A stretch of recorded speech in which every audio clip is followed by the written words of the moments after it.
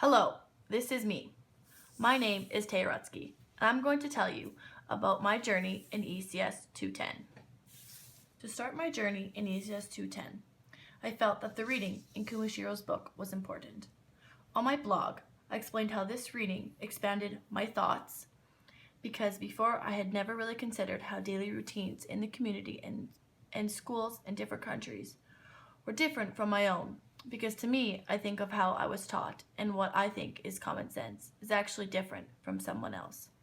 This reading allowed me to see a different perspective and question my own thoughts. I had a similar experience when we started talking about curriculum in the class. I had not looked at it, I just knew it was a document that teachers had to follow. For me, I felt that the topic of curriculum in the class really allowed me to understand what the document is, how to challenge the curriculum, and the difference between an outcome and an indicator. I remember writing about curriculum and Katia saying, make sure you clarify what kind of curriculum you are talking about. I was confused. Isn't there only one? As I learned more about the curriculum, I got to learn new definitions, such as hidden curriculum, which is what is learned but not openly intended, such as norms, beliefs, and values conveyed in the classroom and in the environment. In class, we learned what the word product means. Katia explained that it is a teaching style that aims for children to have an end product. This definition allowed me to explore what Tyler thought, and in my blog post, I reflected on him as well as a quote from Ralph Steiner. These blog posts are both related to product because I talk about how my past experience in schooling aimed for an end product, and how Ralph Steiner's quote inspired me to go beyond having the same end product to allow students to express their creativity. Before this class, I would try to describe what teacher I want to be, but I couldn't find the words. I would say, someone who doesn't make grade 3 students sit in their desks all day and read off a PowerPoint. I don't want to be this kind of teacher.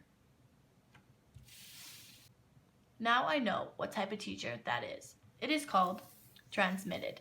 And by knowing what transmitted and product is, has led me to look at more into definitions that we learned in the class, like product and praxis. These definitions has allowed me to explore and find out more about my own teaching style. This class allowed me to express my own thoughts and make me think deeper into how schooling works. The curriculum is not written by teachers.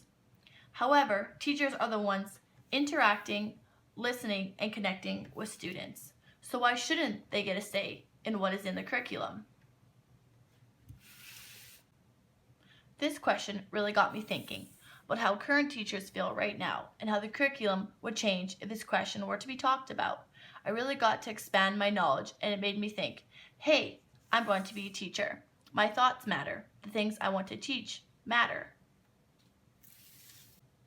The class allowed me to see different aspects of the curriculum by doing an assignment that not only got me familiar with the curriculum, but let me pick out different parts of it that I wouldn't have noticed if I wasn't critiquing it. For myself, the topic that stood out to me the most, and I felt to be the most rewarding part of this class, was talking about treaty education. Before this class, I saw students drawing of the medicine wheel and reflections about the land on bulletin boards around the school in my field work and in the elementary schools I work at. However, when I saw these, I thought, oh look, it's treaty ed, but I never actually got to experience it being taught. I always just saw teachers teach about math, science, English, and social. When Claire Krieger came and talked to us about treaty education in her classroom, I felt that her presentation was really eye-opening to me to actually see treaty ed being taught. After her presentation, I thought, wow, I can teach this. Learning about treaty ed was a huge part of my personal journey in this course because I jumped from first ever hearing about treaty ed to actually teaching my own lessons. I jumped. That is what I felt like throughout the whole class. From January to April, I went from knowing nothing about treaty ed, curriculum, and teaching styles to figuring out what they are and what it means for me as a future educator. This class allowed me to find pieces in myself that express the teacher that I strive to be.